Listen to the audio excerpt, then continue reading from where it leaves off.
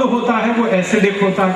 तो अल्कलाइन माने क्षार और अम्ल दोनों मिले तो न्यूट्रल हो जाता है। तो पेट जिंदगी भर न्यूट्रल रहे, इसके लिए पानी घूट घूट पिए ताकि ज्यादा लार पेट में जाए। और जिनका पेट न्यूट्रल है उनको जीवन में कभी रोग नहीं आता। इसलिए पानी घूट घूट भर के पीना, सिप सिप करके।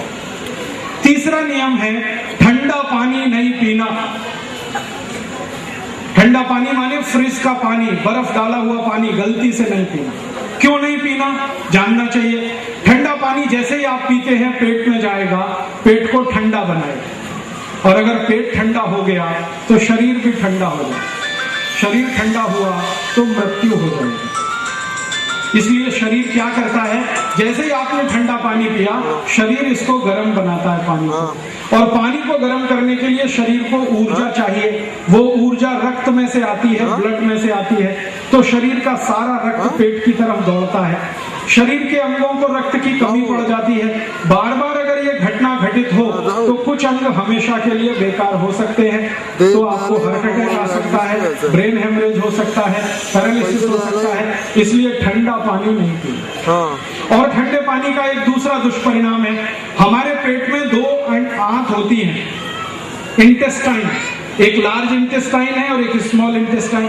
लार्ज इंटेस्टाइन ऐसी होती है, उसमें बीच में गैप रहता है, लेकिन ठंडा पानी पीते ही लार्ज इंटेस्टाइन संकुचित हो जाती है। आपने एक बार ठंडा पानी पिया, वो ऐसे से ऐसे हुई, फिर दो बार फिर ऐसे हुई, और बार बार पिएंगे तो परमानेंट ऐसे हो जाएगा। अब लार्ज इंटेस्टाइन अगर संकुचित हुई तो सवेरे संडास घर में जाएंगे तो आपका कभी भी पोट साफ नहीं होगा, कब्जियत हो जाएगी, कॉन्स्टिपेशन आएगा। मैंने अमेरिका में देखा है, यूरोप में देखा है, वहां के लोग बहुत ठंडा पानी पीते हैं, चिल्ड वाटर। पानी में बर्फ डालते हैं और फ्रिज में रखते हैं, फिर पीते हैं। इतना ठंडा पानी पीने वाले जो अमेरिकन लोग हैं ना, उनको एक ही तकलीफ है, सुबह सुबह जब वो संडास घर में जाते हैं 2-2 तास बाहर ही नहीं आते, अंदर ही बैठे। उनको मैं पूछता हूं तुम क्या करते हो संडास घर में 2 तास? वो कहते हैं हम न्यूज़पेपर पढ़ते हैं, व्रत पत्र पढ़ते हैं। क्यों पढ़ते हो? तो कहते हैं पोट साफ नहीं होता, संडास नहीं उतरती, इसलिए न्यूज़पेपर पढ़ना पड़ता। तो मैं पूछता हूँ कभी और समस्या आ जाए तो क्या करते हो? तो उन्होंने कहा फिर मैगजीन पढ़ते हैं, नॉवल पढ़ते हैं, और ज्यादा समय लगता। फिर और ज्यादा समय लगे तो क्या करते हो? तो कहते हैं हम गाना गाते हैं, और गाना गाते हैं मेरे सपनों की रानी कभी आएगी, वो आती नहीं है। फिर और ज्यादा त्रास होता है कभी कभी तो वो दूसरा गाना गाते हैं, एक बार आजा आजा आजा, वो आती नहीं है, करे क्या? इसलिए कभी भी ठंडा पानी नहीं पीना। तो आप पूछेंगे पानी कैसा पीना? कोमट पानी पीना, हल्का गर्म पानी पीना। नल का जो पानी आता है, टैप वाटर, ये नॉर्मल टेम्परेचर का होता है, ये पीना। या मिट्टी के घड़े का पानी पी सकते हैं, वो ठंडा नहीं होता। फ्रिज का नहीं पीना, वाटर कूलर का नहीं पीना, बर्फ का नहीं पीना। 3 सूत्र हुए। चौथा और आखिरी सूत्र, ये सूत्र है कि सुबह सुबह जैसे ही आप सोकर उठो तो सबसे पहले पानी पीना, उठते ही पानी पीना, कम से कम 1 गिलास, अधिक से अधिक 3 गिलास। उठते ही पानी पिएंगे तो क्या होता है? मुंह का लार अंदर जाता है, जो क्षारीय है। रात भर पेट में अम्ल बना है, तो ये क्षार और अम्ल मिले तो पेट न्यूट्रल हो गया, एक फायदा। दूसरा फायदा, सुबह उठते ही पानी पियो, फिर संडास में जाओ तो पानी सीधे इंटेस्टाइन तक पहुंचता है और उसको पूरा साफ कर देता है, तो कभी भी कॉन्स्टिपेशन नहीं आया। और जिनको कॉन्स्टिपेशन नहीं आता उनकी जिंदगी में कोई रोग नहीं आता। तो 4 सूत्र मैंने बताए, उनको फिर दोहराता हूं। खाना खाने के 1.5 घंटे बाद पानी पीना, खाने के तुरंत बाद पीना हो तो ताक पीना, या तो दूध पीना, नहीं तो जूस पीना। दूसरा नियम है पानी घूट घूट पीना। तीसरा नियम है ठंडा पानी नहीं पीना। चौथा नियम है सवेरे उठते ही सबसे पहले पानी पीना। एक 5वां और बता देता हूं, वो भी जरूरी है।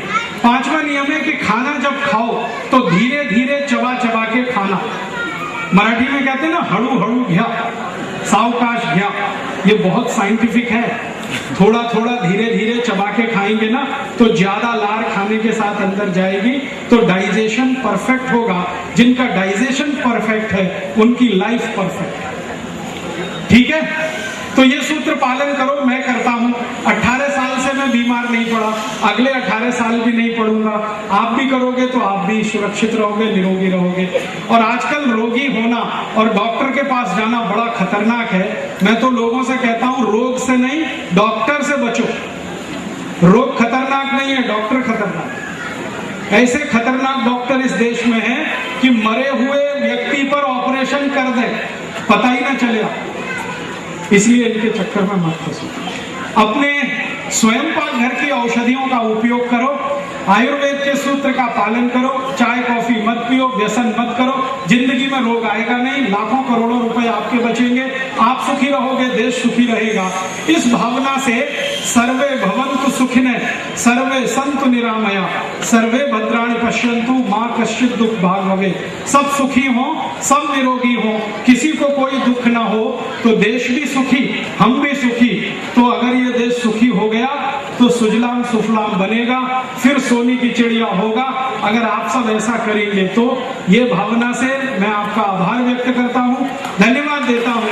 आपने बड़े धैर्य से, शांति से मुझे सुना, और जितनी माहिती मैंने दी है वो दूसरों को जरूर देना, क्योंकि ज्ञान को जितना फैलाएं उतना ही बढ़ता है और उसका मूल्य बढ़ता है। अब आपको ये लगे कभी कि ये जो माहिती भूल गए तो इसके लिए कुछ पुस्तकें मैंने बनाई हैं, वो यहाँ बाजू में स्टॉल पर हैं। स्वयं पाक घर की औषधियों से कौन कौन सी बीमारी ठीक हो सकती है, स्वयं पाक घर के बाहर जो तुलसी और अदरक जैसी औषधि, उससे क्या ठीक हो सकता है, ऐसी बीमारी की माहिती देने वाली 7-8 तरह की पुस्तकें हैं, आप ले सकते हैं। दुर्भाग्य से वो हिंदी में है, मराठी वाली में ला नहीं पाया क्योंकि मैं बीच में से आया इस कार्यक्रम के लिए। कभी आप चाहें तो मराठी वाली पुस्तक भी मंगा सकते हैं। मेरा पता बहुत सरल है, जहां आप चिट्ठी लिखेंगे वो पुस्तक भेज देंगे। राजीव दीक्षित, मुकाम पोस्ट सेवाग्राम, जिला वर्धा, राज्य महाराष्ट्र, इतने से पत्र पहुंच जाता है। आप मराठी चाहें तो मंगा सकते हैं। हिंदी पुस्तक यहाँ है, 7-8 तरह की है, आप ले सकते हैं, पढ़कर दूसरों को दे सकते हैं। और जो व्याख्यान मैंने दिया, इसकी 40 घंटे की ऑडियो सीडी और वीडियो सीडी है, वो सीडी भी यहाँ पर है। आप सीडी ले सकते हैं, बार बार देखकर इसकी कॉपी करके दूसरों को दे सकते हैं, ताकि ये विचार और ये ज्ञान ज्यादा से ज्यादा लोगों तक फैले और लोग इसमें लग जाएं, तो ये देश फिर से आजादी अपनी सुरक्षित रखेगा और सुजलाम सुफलाम हो जाएगा। हम लोगों ने ये अभियान शुरू किया था तो फंड की बहुत समस्या थी। कोई भी काम करो तो फंड्स लगते, तो हमने एक रास्ता निकाला। हम लोग खादी बनाते, चरखा चलाते हैं, खादी बनाते हैं। वो खादी की बिक्री से हमारे फंड्स इकट्ठे करते हैं। तो हमारे कार्यकर्ताओं का बनाया हुआ थोड़ा खादी का कापड़ भी है, अगर आप लेंगे तो इससे हमें थोड़ी आर्थिक मदद मिलेगी, आपको खादी का कापड़ मिलेगा। पुस्तक और सीडी लेंगे तो ये विचार को फैलाने में और ज्ञान को प्रसारित करने में आप सब एक दूसरे की मदद कर सकेंगे। ऐसी भावना से आपका आभार व्यक्त करता हूँ, धन्यवाद देता हूँ। और ये माहिती सबको दें, ऐसी भावना के साथ बहुत शुक्रिया।